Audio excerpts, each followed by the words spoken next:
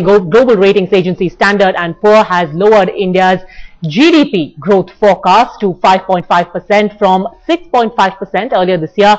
S&P said that India could become the first of the BRIC economies to lose its investment grade status. Obviously, Standard & Poor has discounted Prime Minister Manmohan Singh's reforms push. It has cited reasons for the cut in growth forecast. Deficient monsoon is a big dampener as agriculture still forms a substantial part of the economy. Potential investors have become more critical of India's policy and infrastructure shortcomings. The latter was recently highlighted by the power outage in early August that affected 20 of India's states. In fact, the Cabinet Committee on Economic Affairs meets in a while to usher in what the government calls is its biggest reform push till date, a massive one-time 1.9 lakh crore bailout for ailing state electricity boards, except that not everyone believes that this is a reform. The cabinet could throw a lifeline for power distributors, which would help free up cash and also help these SEBs buy more power to supply factories and homes. Of course, at present, the boards resort to expensive diesel generators and solar panels to plug their energy gaps. Kartikeya Sharma joins us for more. It's quite a blow to the government's expectations, the fact that this ratings downgrade has come at a time when the government expected that they would get a thumbs up across the board for what is the biggest gamble yet, going ahead with the reforms despite all the criticism, Kartikeya. I would say that they're trying to take baby steps. Yes, they went ahead for big reforms in the previous cabinet, but this time around they are peppering it with a lot of Aam Aadmi initiative.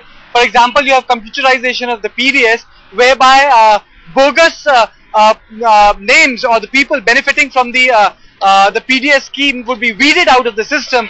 On top of it, you have a 7% DA hike for the government employees. This is apart from the fiscal restructuring of the state electricity board, which is a tough call because it will make mandatory for the state boards to reassess their tariffs and hike on a yearly basis, which means that for you and me the power becomes very expensive in long run.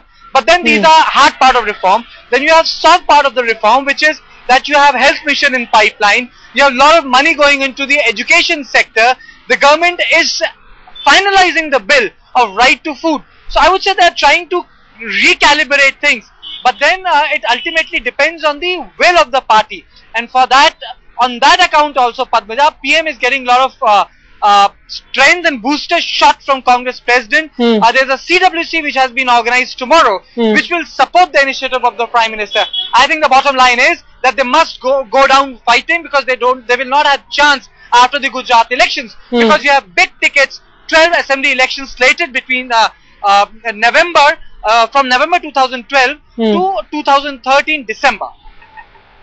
In fact, it's the sense that you pick up from the government is that ratings downgrade or no ratings downgrade, Kartikeya, the government is going to bang on regardless, and the accolades can keep coming in later. Yes, because they have no option. And I would say that the Prime Minister was bang on when he said that even in 1991, he had to take tough decisions which had primarily, Padmaja, to do with fiscal prudence and the way our economy was functioning. In 1996, Congress lost, but the economy won. Probably the party has taken a tough call that they might lose state assembly elections, might have a bearing in 2014, but the economy needs to win. And I think that is the reason why the draft notes on retail and pensions are almost prepared.